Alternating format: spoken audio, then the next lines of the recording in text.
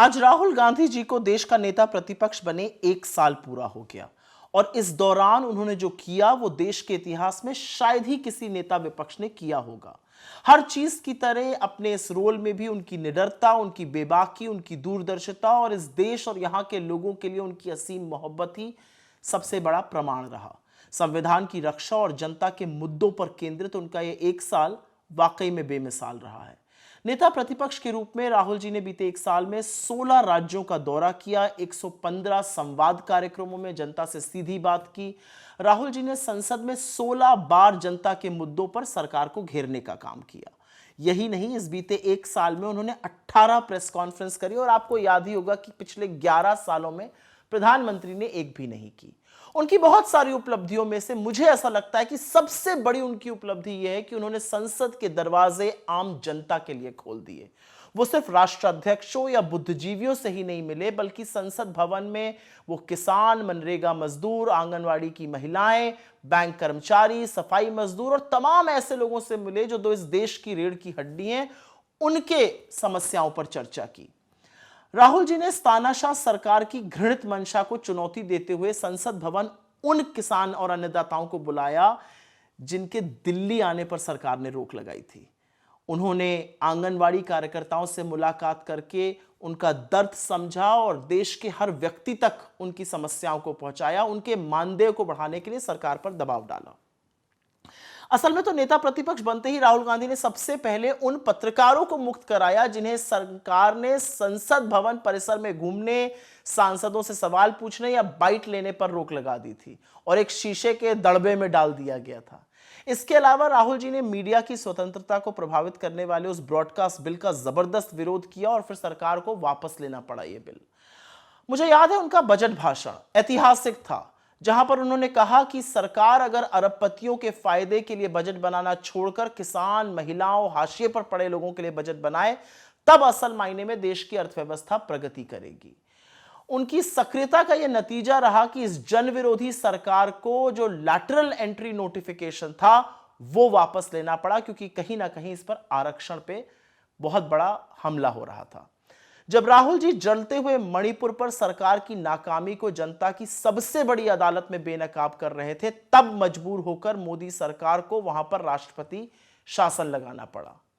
असल में नेता प्रतिपक्ष के रूप में राहुल गांधी मणिपुर के उन रिलीफ कैंप्स में गए जहां पर उन्होंने लोगों के आंसू पोंछे, उनको न्याय का विश्वास दिलाया और वहां से आने के बाद जब भी मौका मिला, संसद हो या सड़क हो, उन्होंने मणिपुर के बारे में इस देश को जताया, बताया। राहुल गांधी जी नेता प्रतिपक्ष के रूप में बहुत सारे अद्भुत काम कर रहे हैं, लेकिन सबसे बड़ी काम और सबसे बड़ी कामयाबी उनकी यह है कि जो 90% पिछड़े, दलित, आदिवासी, महिलाएं, वंचित लोग हैं जो हाशिए पर पड़े हैं, उनके लिए जातिगत जनगणना करने के लिए उन्होंने सरकार को मजबूर किया। वरना मोदी जी तो जाति को मानते ही नहीं है, वो तो इसका बात उठाने वालों को अर्बन नक्सल कहते थे। संविधान के 75 साल पूरे होने पर राहुल गांधी जी ने अपने भाषण से जिस तरह संविधान और मनुस्मृति के बीच के विरोधाभासों को आम जनता तक पहुंचाया, वो काबिले तारीफ रहा। एकलव्य की कहानी कौन भूल सकता है। और तब लोगों को समझ में आया कि बीजेपी को संविधान क्यों चुभता है। राहुल गांधी ने ओबीसी कर्मचारियों के प्रतिनिधि मंडल और बहुजन अर्थशास्त्रियों से मुलाकात की, जिससे कि ये सारे लोग मेन स्ट्रीम में आकर कंट्रीब्यूट कर सकें। राहुल जी विश्वविद्यालयों, यूनिवर्सिटीज, कॉलेजेस में न्यायपूर्ण शिक्षा व्यवस्था के लिए लगातार प्रयासरत हैं। इसके लिए उन्होंने कांग्रेस शासित प्रदेश, चाहे कर्नाटका हो, तेलंगाना हो, हिमाचल हो, वहां के मुख्यमंत्रियों को पत्र लिखकर रोहित वेमुला एक्ट लागू करने का आग्रह किया। राहुल गांधी जी ने अग्निवीर योजना को सरकार द्वारा आम आदमी के बच्चों के साथ छल बताया और किसान और मजदूर विरोधी जो मानसिकता है उसकी बखिया उधेड़ कर रख दी। उन्होंने नीट पेपर लीक, कोचिंग घोटाले और प्रवेश टेस्ट घोटाले पर इस देश के करोड़ों बच्चों के भविष्य पर जो सवाल उठ खड़े हुए हैं उसके खिलाफ आवाज उठाई। उन्होंने लोको पायलट भर्ती विज्ञापनों पर सवाल उठाकर सरकार को उसको रद्द करने पर मजबूर किया। राहुल गांधी ने संसद में दिए भाषण में प्रोडक्शन और टेक्नोलॉजी पर आधारित भारत की अर्थव्यवस्था के लिए एक ढांचा खींचा, एक बड़ी सी लकीर खींची। अगर सरकार इस मॉडल को अपना ले तो इस देश के हर व्यक्ति का कल्याण हो जाएगा। उन्होंने सदन में हमेशा युवाओं का, बेरोजगारों का, किसानों का और गिग वर्कर्स का जिक्र किया, जिससे उनकी बात जनता तक पहुंचे। उन्होंने एआई और भविष्य में ड्रोन से होने वाले युद्धों पर तथ्यात्मक बातें इस देश के साथ साझा करी, जिसका प्रमाण आज सबके सामने है।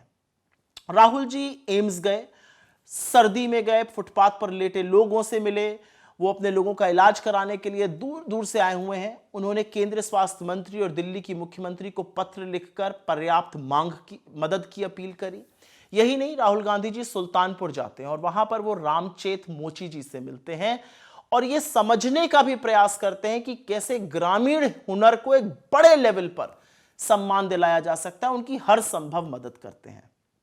वो दिल्ली की एक सब्जी मंडी पहुंचते हैं और वहां जाकर वो वहां पर महिलाओं और गृहिणियों से कमर तोड़ महंगाई पर चर्चा करते हैं। वो नई दिल्ली रेलवे स्टेशन जाते हैं और उन बहादुर कुलियों की सराहना करते हैं, उनसे बात करते हैं, उनकी पीठ थपथपाते हैं जिन्होंने कुंभ के जो यात्री थे और भगदड़ में जिनकी जान चली गई, उनकी जान और काफी लोगों की जान बचाने की कोशिश करी थी। पहलगाम आतंकी हमले के बाद और ऑपरेशन सिंदूर और अमेरिका द्वारा बार बार सीज फायर में अपने रोल की घोषणा के बाद राहुल जी प्रधानमंत्री को पत्र लिखकर संसद की विशेष सत्र की तो मांग करते ही हैं। वो पहलगाम भी जाते हैं, वो पुंछ का दौरा भी करते हैं। वो हर व्यक्ति के आंसू पोंछने के लिए जहां संभव होता है वहां पहुंचते हैं। राहुल गांधी जी ने 2020 में गैंगरेप का शिकार हुई हाथरस की उस बेटी के परिवार से मिलकर उनको हर संभव सहायता देने का भी वादा किया है।